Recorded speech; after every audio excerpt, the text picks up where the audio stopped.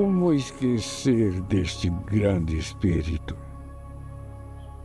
A memória espiritual, banhada pela luz da misericórdia divina, traz a recordação da noite primaveril em que ele me foi entregue.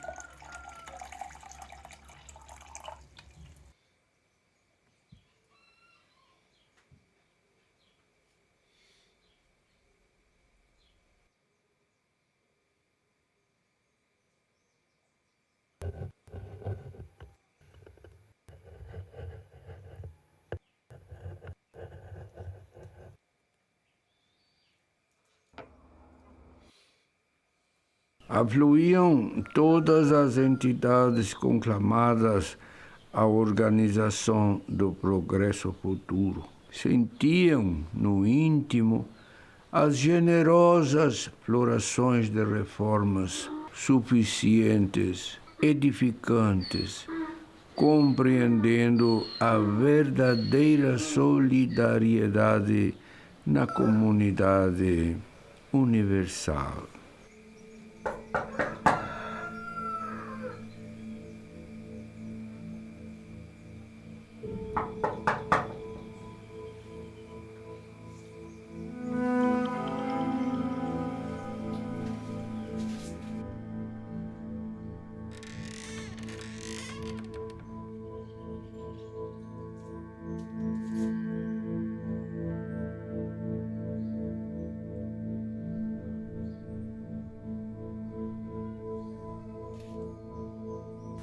Quando ele, órfão, ele é entregue por um padre que, na narrativa do padre José, é o irmão Jean-Pierre, e entrega aquele menino em uma madrugada, quase morto, assim, uma criança que vem com os mesmos sintomas da enfermidade que teria vitimado seus pais, entrega então ao padre José.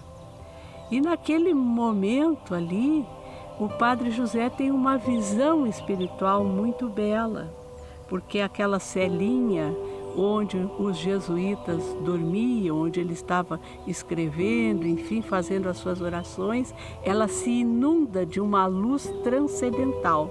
Cuida do meu filho, que terá a tarefa de mergulhar os corações desta terra na água lustral do Evangelho de Jesus. Ampara-o, ensina-o a despertar os conhecimentos que traz consigo, em meio a este povo simples, a fim de que a comunidade, lastreada no cristianismo primitivo, volte a luzir, agora no coração do mundo, na pátria do Evangelho. Essa comunidade solidária culminará com a extinção do cativeiro e a união das duas raças, os nativos da América e os príncipes da Mãe África. Juntas sensibilizarão o elemento português, que com o seu trabalho e inteligência auxiliará a estabelecer uma civilização de progresso e paz no sul da terra de Santa Cruz, no Brasil.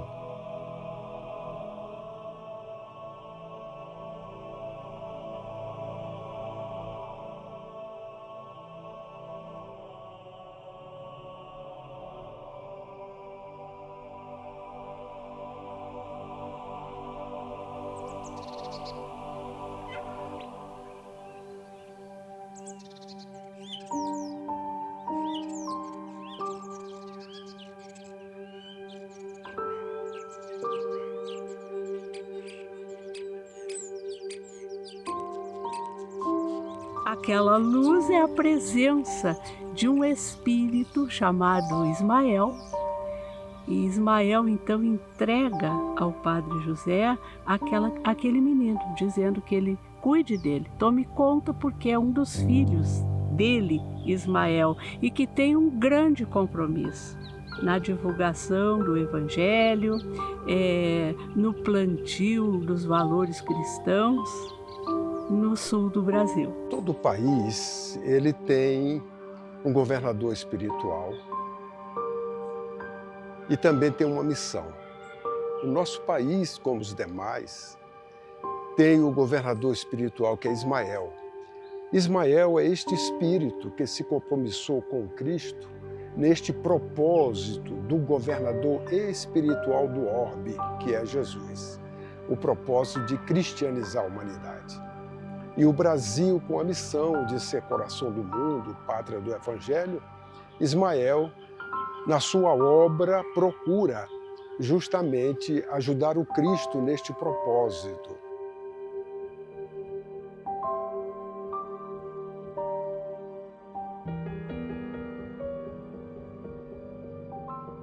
Quando, pela primeira vez, eu fui à região das Missões e tive a oportunidade de fazer uma palestra em São Cepé, eu me recordo que estávamos reunidos na sala preparatória, conversando sobre vários assuntos e tocaram os amigos nas atividades das missões antigas, as lutas espanholas, brasileiras, e não passou disso a conversa muito rápida. Quando eu estava na palestra, fazendo uma abordagem evangélica, então eu vi chegar pela porta da frente um espírito indígena. Surpreendeu-me pela sua grandeza espiritual. Era um homem alto, mais alto do que eu, de espáduas largas, com uma pluma bem no centro da cabeça. Ele apareceu e os amigos que estavam me esperando na palestra disseram que era Cepé de Araju, que havia sido um espírito nobre que reencarnou naquela região exatamente para poder atender às necessidades das lutas nacionais brasileiras com as hispanas naqueles dias de dificuldade de confirmar o Brasil, a sua independência, as suas fronteiras, os seus limites. Então, esse é o momento de encontro dessas duas almas e que depois, pela vida afora, né, de Cepé e ainda hoje na espiritualidade, tem uma grande parceria no cuidado com os sofredores, com os enfermos, com aqueles que são excluídos, enfim, até hoje, né, esse vínculo magnífico, ele se estabeleceu e continua. Adotei Cepé como filho do coração. Antes de um filho, ele era um aprendiz, um mestre, um espírito determinado e, ao mesmo tempo, dócil, que nos surpreendia com seus conhecimentos e com valores. Pela primeira vez, tive a visão que muitos do nosso povo diziam perceber. O luar que brilhava na fronte de Cepé. A princípio, eu pensava tratar-se de misticismo dos nativos, impressionados pela imponência e autoridade que emanava do chefe da redução. Mas agora eu estava contemplando o mesmo fenômeno. Os grandes confrontos com o invasor se aproximavam, e isso provocava em mim sentimentos e emoções intensas. Mas ao ver Cepé orar com tanto fervor, meu coração acalmou, porque na minha leitura entendi que o céu viera, afinal, em socorro da nossa gente. Filho, em tuas orações, houve alguma informação de estratégia?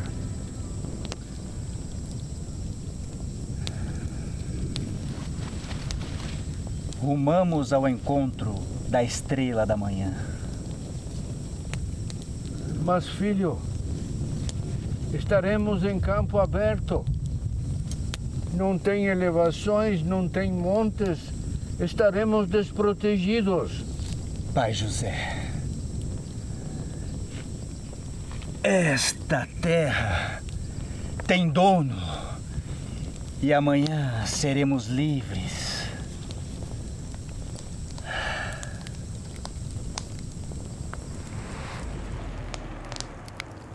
Essa terra tem dono. É uma frase que ela tem sido utilizada hoje para que as pessoas muitas vezes confirmem as suas próprias teses materialistas. E ela é utilizada muito nesse sentido da propriedade, que na ótica dos guaranis, pelo pouco que eu conheço da história guarani, isso não se justifica. Os guaranis não se sentiam donos da terra. E em diálogo, com o Cepé Espírito, certa vez aqui, primeira vez que eu adentrei estas ruínas aqui, e lá atrás, na segunda parte ali, tem uma espécie de uma pia batismal. Ali eu visualizei a imagem de Cepé. E ele disse assim: esta terra tem dono, sim. O dono desta terra é Jesus. Então, eu acho que neste sentido, assim, que os valores do Evangelho, um dia, eles precisam florescer em toda a terra. E no dia que o Cristo for dono dos nossos corações, todas as nossas lutas, todos os nossos conflitos, todas as nossas dores, elas estarão curadas, elas estarão sanadas. Então, se a gente pode usar essa frase em algum momento, e se em algum tempo ele disse isso, porque não há comprovação de que ele tenha dito, só pode ter sido nesse sentido. Que ele era um servidor do Cristo, em um momento assim ímpar da caminhada desse povo. É importante a gente voltar um tanto para trás para a gente pensar sobre a presença humana nessa região, em todo o país e, na verdade, em toda a América, né? Então, vive gente há mais de 12 mil anos nessa macro-região, eram indígenas do Paleolítico. Depois, há 2.500 anos atrás, entram os do Neolítico, que daí vem o período dos Guaranis. Charruas, Minuanos, Guinoas e uma série muito grande de nações indígenas que viviam nesse amplo território. Em 1492 começam as ocupações da América, né? Colombo, a partir da América Central, 1500 essa parte brasileira, e esse território todo, então, através do Tratado de Tordesilhas, se torna espanhol. E, então, nesse mundo espanhol, a partir de 1585, a entrada dos jesuítas no amplo território, especialmente a partir de Assunção, no Paraguai, que era a principal cidade espanhola dessa macro-região, e a partir de 1609, então, o início das reduções jesuíticas. O que era uma redução? Redução era a ideia de reduzir indígenas que estavam num território, digamos, de 40, 50 quilômetros de raio e trazer eles para um lugar, para fazer urbanidade. Ensinar as letras, os números, ensinar as profissões e, obviamente, o cristianismo, e com isso o início do processo daí de cristianização, tirando aquela gente da Idade da Pedra Polida, que era o Neolítico, e trazendo eles para, digamos, a linhagem europeia, as ideias dos jesuítas que vinham da Europa. Quem eram esses jesuítas? Eram grandes estudiosos das principais universidades europeias e, como tal, eram de tudo, arquitetos, engenheiros e assim por diante. Então, um conjunto muito importante de grandes estudiosos daquele período que se tornavam jesuítas e que vinham trabalhar o cristianismo na América. Em São Miguel haviam 50 grandes indústrias produzindo instrumentos musicais, couro, fundidos, móveis, e uma série, imagina, entre 40 e 50 indústrias em cada redução, que vendiam para a Europa, para Buenos Aires, Rosário, Córdoba, né, Santiago do Chile. Então, veja, são processos sociológicos, culturais, econômicos e que foram descritos pelos principais escritores do mundo. Por exemplo, Voltaire chama as missões de triunfo da humanidade. Montesquieu chama de primeiro estado industrial da América. Muratori, que é o principal filósofo italiano dos 1700, ele diz que aqui nas missões ocorreu o melhor que o cristianismo produziu em toda a humanidade.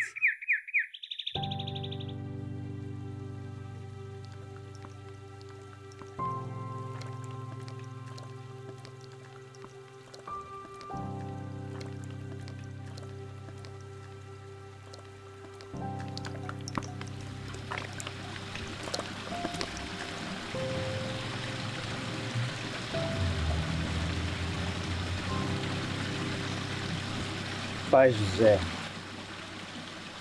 preparar o arco é um exercício parecido ao preparo da alma para cumprir a sua missão na terra. As resinas são as dores, as lutas que vivificam e fortalecem as fibras do caráter.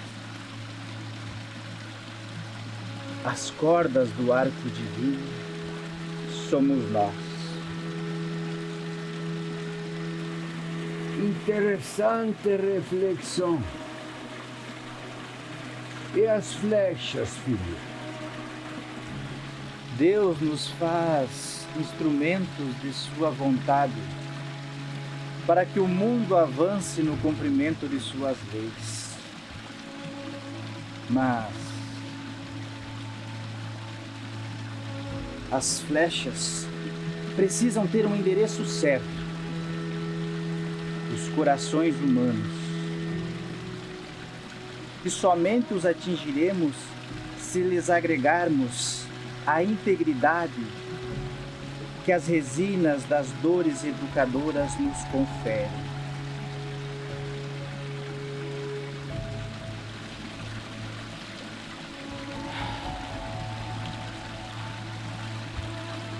Por isso sofremos todos e somos iguais na dor. É para ganharmos a flexibilidade e o vigor necessário para nos tornarmos aptos a tocar os seres que são colocados sobre a nossa tutela.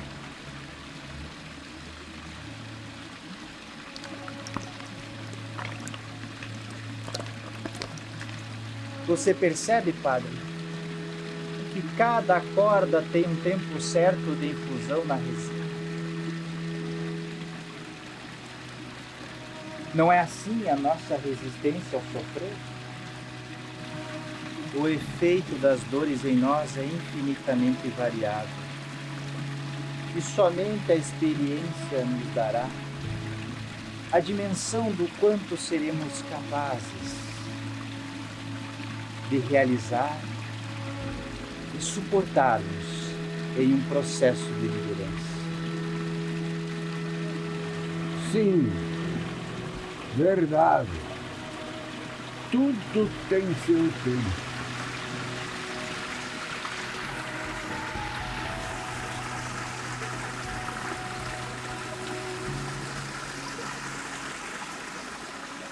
Na verdade, essa competência, a liderança é uma competência, né? Ela inclui conhecimentos, habilidades e atitudes. Então, nas competências de liderança, ele tinha muitos valores que o líder deve desenvolver. Então nós vamos ver que Cepé, ele tinha humildade, né? Ele sabia exatamente do que ele era capaz e aquilo que ainda lhe faltava. E isso é fundamental para uma liderança. Ele era um líder extremamente honesto. Tinha uma bondade ímpar. A liderança não necessariamente ela busca você tê-la através da preponderância de alguém que tem a espada à mão ou que tem este poder, que é o poder, vamos dizer assim, das armas. Liderar significa você conduzir pessoas para um objetivo nobre, para um propósito. E, naturalmente, a postura dele, que é justamente um exemplo, e é um exemplo que arrasta, ele deve ter tido esta habilidade de ser um homem, um espírito encarnado naturalmente como um indígena e trazer esta habilidade de conseguir conduzir as pessoas para um propósito de paz. Ele é um corregedor. Quem é um corregedor? Um corregedor é alguém que é uma mescla de prefeito do lugar, prefeito daqui de São Miguel, do São Miguel, da redução jesuítica de São Miguel Arcanjo. Ele é o presidente da Câmara, né? Ele é o juiz do lugar, ele é um 3 em 1, os 3 poderes estão no corregedor. E o Cepé é o corregedor de São Miguel, Arcanjo. Então era alguém muito importante, respeitado obviamente por toda a comunidade, porque eles eram eleitos, eles não eram escolhidos pelo governo ou pelos jesuítas, eles eram escolhidos a voto no dia 31 de dezembro de cada ano. Isso Voltaire chama de triunfo da humanidade, porque esse modelo da escolha pelo voto já é um modelo de democracia. Veja que isso é elemento fundamental para a Revolução Francesa.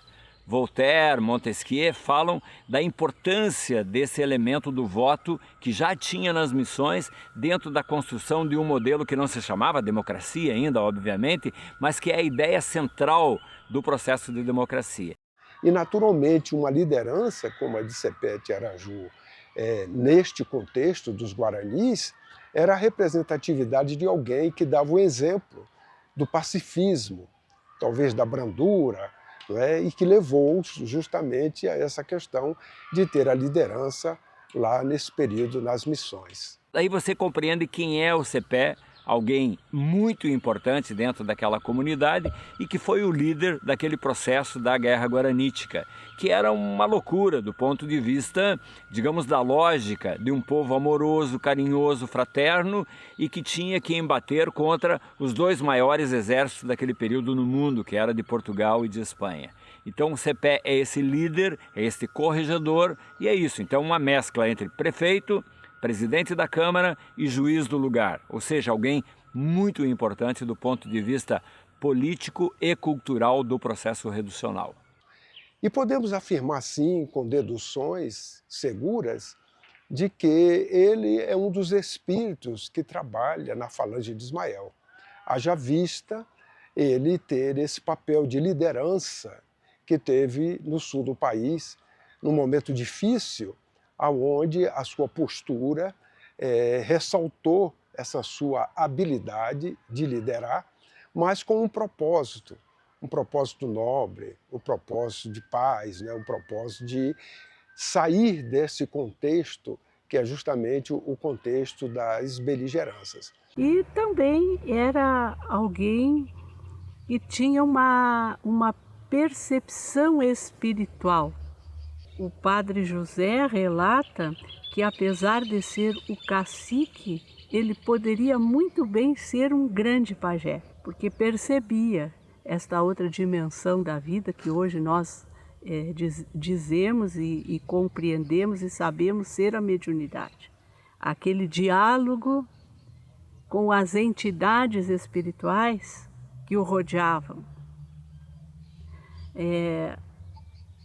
A visão que teve da assinatura do Tratado de Madrid, muito antes do tratado ter chegado ao conhecimento dos padres da redução, ele, em desdobramento espiritual, esteve presente na assinatura do tratado e confidencia isso com o Padre José, dizendo que deveriam se preparar para os grandes conflitos, porque el rei havia dado as terras deles para o rei de Portugal. Então, era realmente uma alma missionária, com conhecimento e convivências pretéritas que iam pouco a pouco se revelando.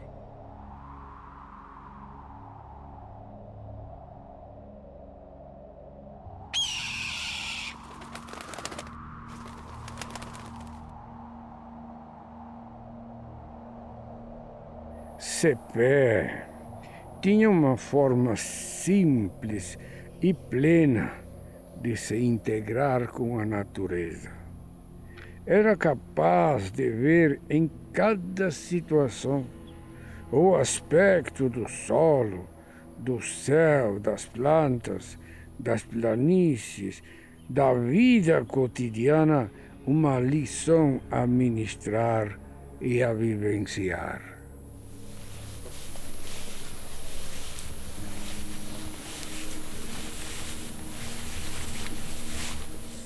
Pai José, ao atravessarmos a planície, é importante andarmos rápido, pois estando na vargem, somos um alvo fácil. Todos nos avistam, tanto os que estão no mesmo plano, quanto os que estão nos montes. E esses são os instantes em que muitas vezes enfraquecemos o ânimo.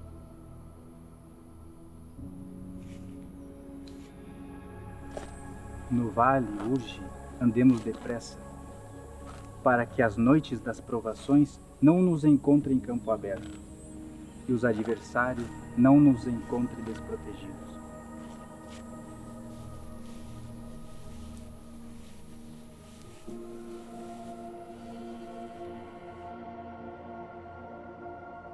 O Padre José, ele narra que ele usa esse termo assim, Cepé era um aprendiz mestre. Ao mesmo tempo em que ele tinha aquela humildade de receber os conselhos, de compartilhar ideias com o Padre José, à medida que ele foi crescendo, ele também recolheu da sabedoria do Padre José algumas habilidades que ele não tinha, como o canto, a música, né? Outras línguas que ele passou a falar, orientado pelo Padre José. E o Padre José recolhia desse espírito que já tinha uma história de reencarnações pretéritas, com muita sabedoria, né? Ele recolhia muitas lições. Então, quando os jesuítas chegam, eles descobrem um povo espiritualizado, descobrem um povo agricultor na base da América. Imagina um povo que já vinha espiritualizado da sua milenaridade e que obviamente casa naquele momento então. E por que os guaranis ficam com os jesuítas? Talvez essa seja uma pergunta importante de ser respondida. Porque a partir especialmente do ataque dos bandeirantes que buscavam os guaranis como escravos, por causa que eram agricultores e serviam para as lavouras de São Paulo e do Rio e São Vicente, então eles ficavam por quê? Porque naqueles ataques dos bandeirantes, se você ficasse nas selvas, e obviamente haviam muitos guaranis nas selvas, né? Então eles eram buscados como escravos. E com os guaranis eles tinham salvaguarda, ou seja, tinham a questão da segurança, tinham um processo tecnológico de alimentação que foi criado pelos jesuítas e eram muito bem tratados pelos jesuítas. Isso é uma outra questão importante. Por exemplo, aquilo que os grandes escritores falavam de um mundo de fraternidade, de amor, de caridade e mais, o mundo do cooperativismo. Hoje, grandes escritores do mundo dizem que o cooperativismo no mundo iniciou nas missões. Veja que o que aconteceu. Por exemplo, o documento de Rochdale, que é aquele documento da Inglaterra que faz a formação do cooperativismo no mundo, que é respeitado pelo mundo, o que ocorreu?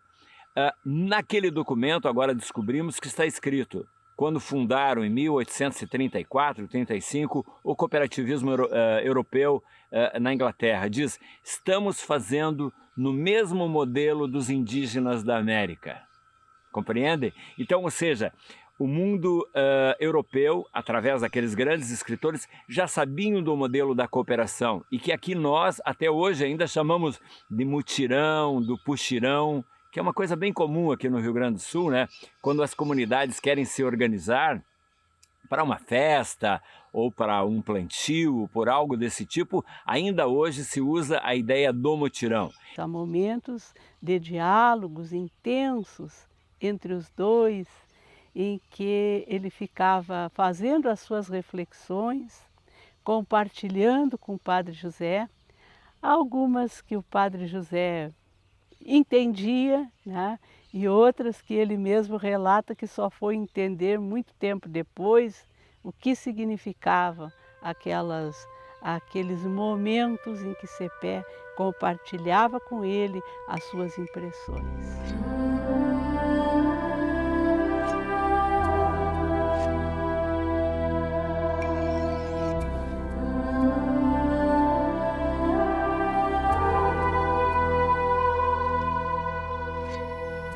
Filho, eu quero te perguntar algo. Ontem, após a celebração da Dança da Vitória, você mandou desamarrar os prisioneiros. Mandou dar-lhes comida, vestir, curar suas feridas. Você teve piedade para com eles? Por quê? Pai José, é uma ilusão pensar que o extermínio dos nossos adversários seja feita com violência contra eles. Ao contrário, isso nos leva a longos ciclos de lutas, a multiplicação das malquerenças e o eclodir dos ódios. Você tem uma grande responsabilidade. Liderar um povo perante uma guerra. Estou aprendendo com a agonia de liderar uma guerra que não é minha. E sei que não haverá vencedores, pois nenhum conflito armado o faz.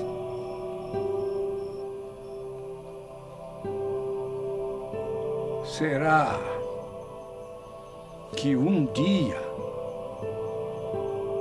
viveremos em paz?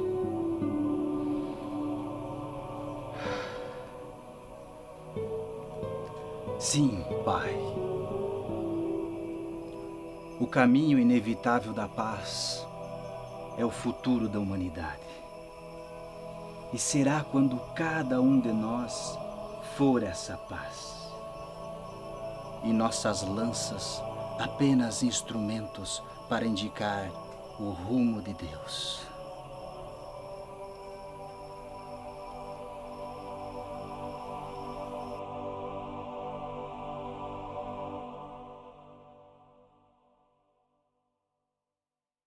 Hoje, o que nós temos a aprender com Cepé são lições de fraternidade, de caridade, de inclusão e, sobretudo, de aprendermos a nos submeter aos valores do Evangelho.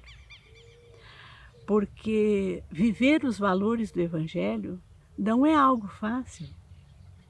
Nós somos discípulos de um homem que foi para a cruz. Então, a necessidade de crucificarmos os nossos vícios, os nossos preconceitos, as nossas ideias de agressividade, a maior de todas as lições dessa grande alma é a paz, é a construção da paz. Nós vemos hoje que sob a bandeira de CEPE se reúnem vertentes filosóficas, sociais de várias naturezas.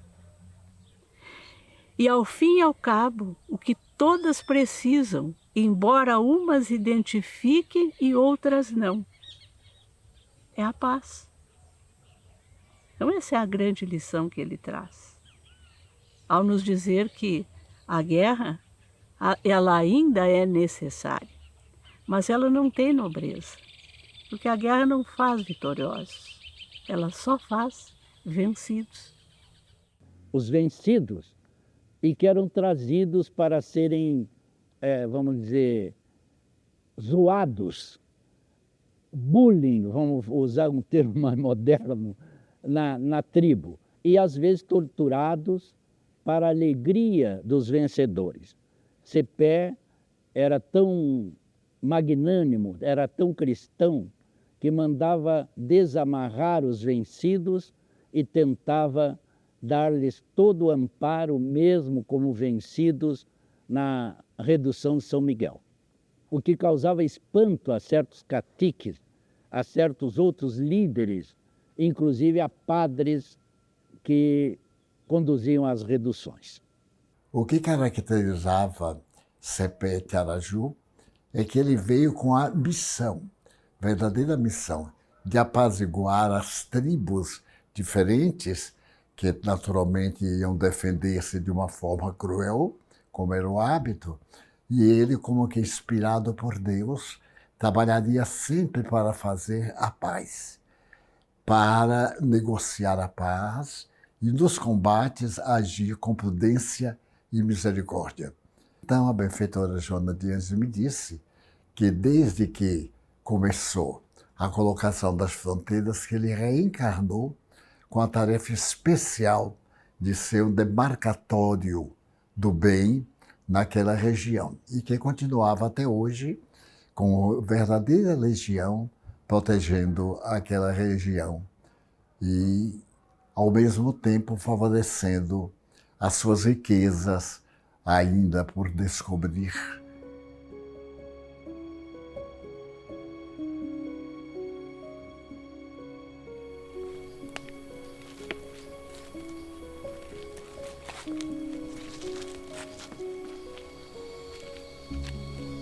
Olha, CEPE, como são lindas estas árvores.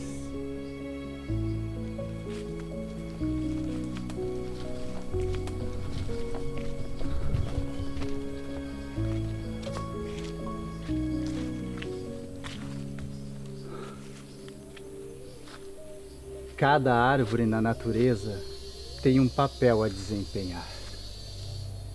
Algumas dão sombra, que acolhe e descansa. Outras oferecem frutos que saciam. Outras entregam a madeira para o fogo, móveis e utensílios. Pensei no Evangelho agora, CEPE, onde todos temos funções diferentes para nos conduzir ao reino de Deus. Sim, Pai. Somos árvores da providência divina, para que a humanidade recolha de cada um o que melhor pode ofertar.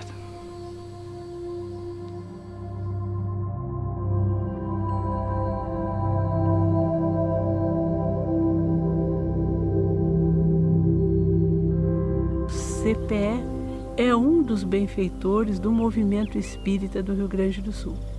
Ele é um dos espíritos, né, que assiste às nossas atividades.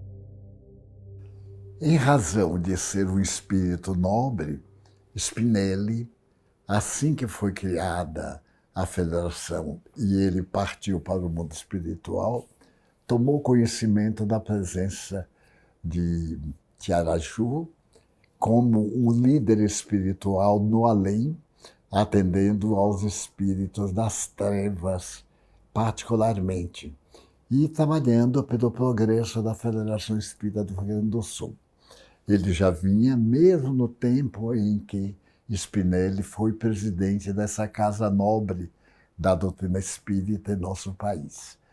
De forma que ele continua como um dos vanguardeiros para atender aos espíritos mais sofredores, sempre com misericórdia e sempre com paz. É o espírito que é guerreiro de muitas reencarnações, porém, como diz Allan Kardec em O Livro dos Espíritos, a guerra feita com misericórdia, com compaixão. Então ele está sempre presente. E então ficou vinculado à federação, por ter a federação nas suas bases, a questão da paz com primazia, o seu programa de iluminação de consciências, por ter sido praticamente quem iniciou as atividades de infância e juventude na evangelização. Então ele faz parte desse grupo de espíritos que trabalham até hoje lá na Fergs, construindo uma humanidade nova. O Hospital Espírita tem como presidente de honra o Dr. Oscar Pitã.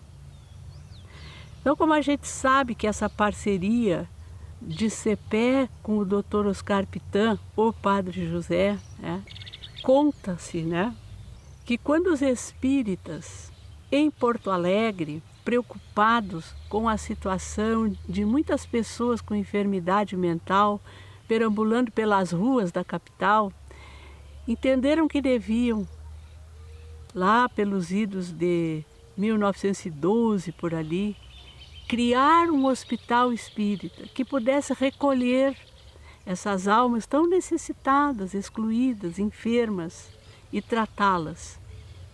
Então eles agendaram uma reunião com várias pessoas que podiam colocar e dar vida a esse projeto. E dentre elas convidaram o Dr. Oscar Pitã, que naquele tempo morava no interior do estado, em Tupanciretã, para que ele viesse, trouxesse também a sua visão, pudesse auxiliá-los na composição desse projeto. Ele que era alguém, um médico reconhecido pela caridade que fazia, que praticava, era muito bem-quisto, tanto no meio médico quanto no meio espírita. Então ele veio para a reunião. E quando ele se prepara para sair lá pela manhã de Tupanciretã, a esposa vai ter com ele e diz: olha, essa noite eu sonhei com um índio. Ele disse: quem era? Eu não sei. Mas ele me disse que tu voltarás presidente. Ele achou engraçado, disse: mas presidente de quê? Eu não vou para reunião política, eu não vou disputar cargo nenhum. Ela disse: olha, não sei. O que ele me falou era um indígena muito alto, muito forte, bonito. E ele me disse que tu voltarás presidente.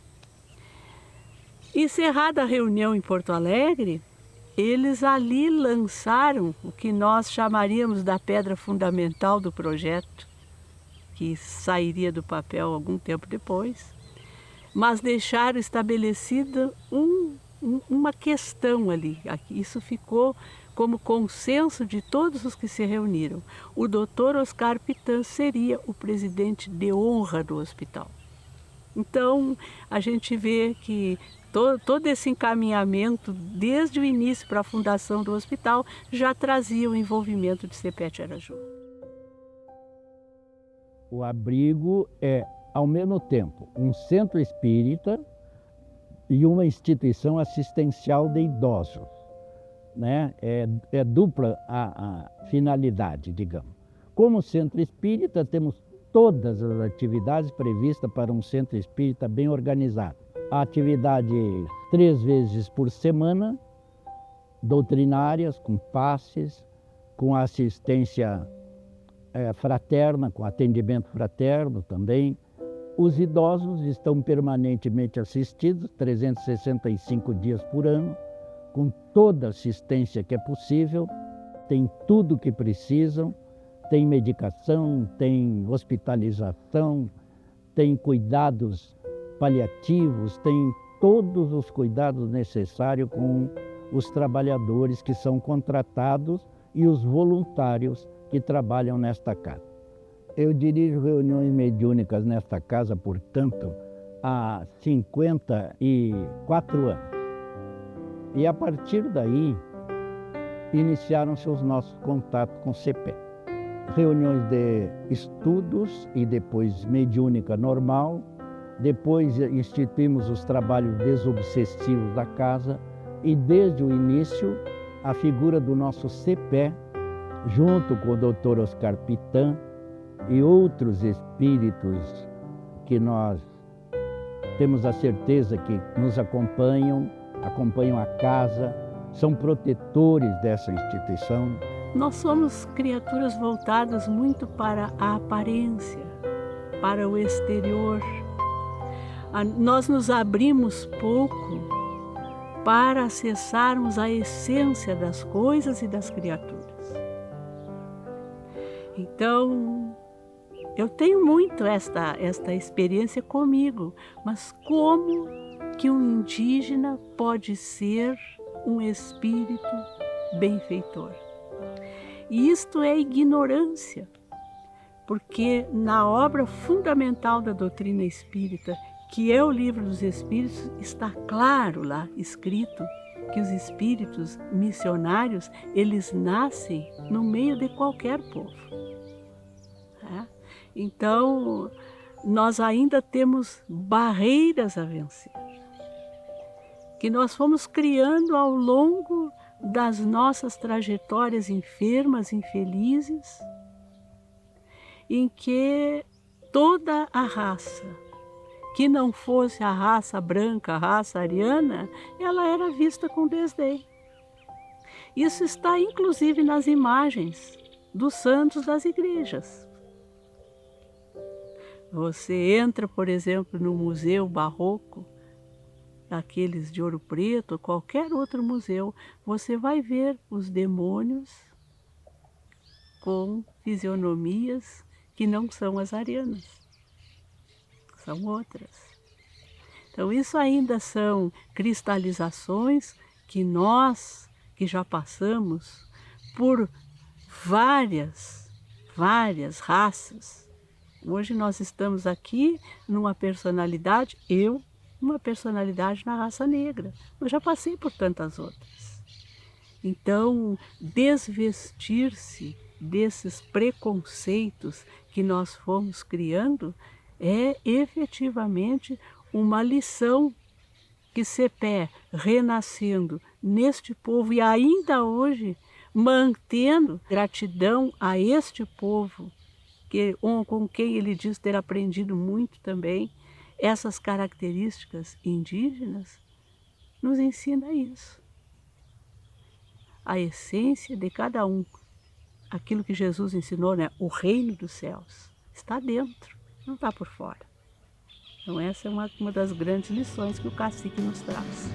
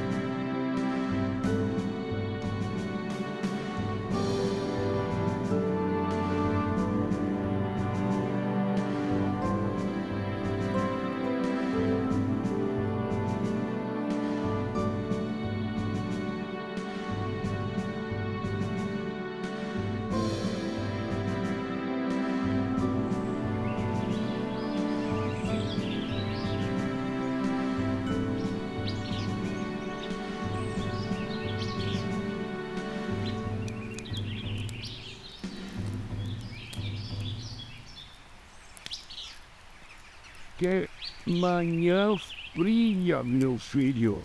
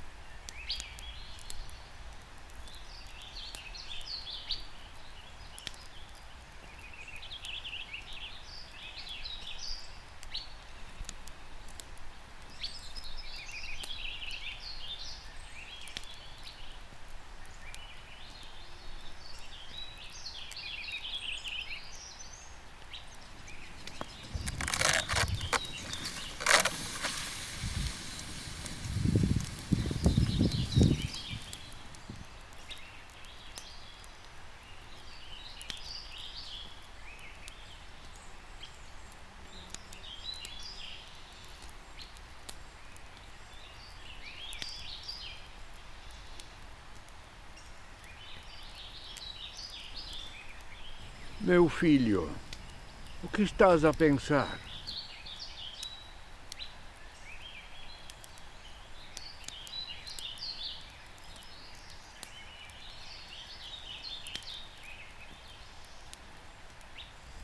As lições do Evangelho de Jesus são como a luz do sol. Brilham e aquecem nossas almas sem queimá-las, aguardando que todo o gelo da imperfeição humana derreta com o tempo. É, filho, mas muitas vezes somos somente brasas. Temos transformado a luz da verdade e as lições divinas em brasa.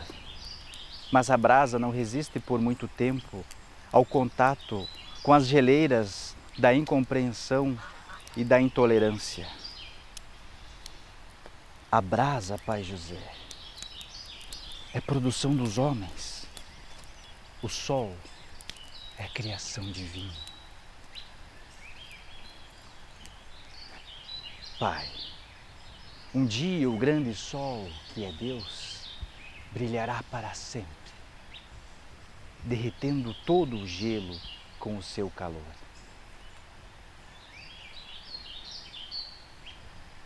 Vamos rumo ao sol. Levante-se antes que não se desdobre mais.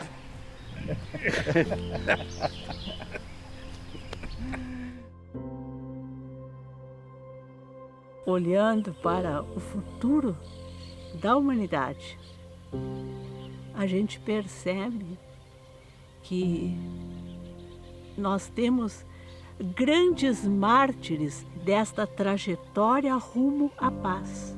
E CEPE é um deles, que continua vivo, continua com a sua falange de guerreiros da paz, cavalgando pelas nossas planícies, pelos nossos montes, lecionando isso, recolhendo aqueles que caem, aqueles que sofrem, e ensinando com isso uma outra grande lição que nós precisamos aprender: perdão. Temos para nós que o nosso CEPE representa, portanto, um degrau evolutivo na nossa forma de pensar. Todos os seres humanos somos espírito, filhos de Deus, independente de cor, de raça, de grau cultural, de poder ou não. Esta história é uma história de amor, de fraternidade e especialmente de almas, de gente. Então, essa espiritualidade que me arrepia, que seja uma espiritualidade para o povo brasileiro também compreender a grandiosidade da herança que em 2024 nós temos.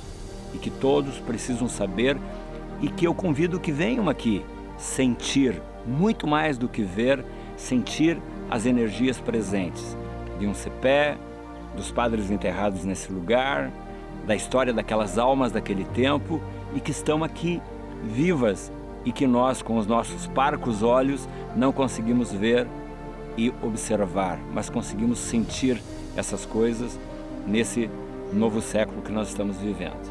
Então podemos afirmar sim que CEPE de Araju, hoje, já no plano espiritual, continua trabalhando na falange de Ismael para a manutenção deste país como coração do mundo, pátria do Evangelho, acolhendo do mundo inteiro aqueles que imigram para este país nas diversas regiões. Enquanto nós não tivermos grandeza suficiente para nos perdoarmos, nós não chegaremos à paz. E é isso que ele grita. Por isso que esta terra tem dono, sim, é Jesus. O dia que ele tomar posse da terra dos nossos corações, estaremos em paz.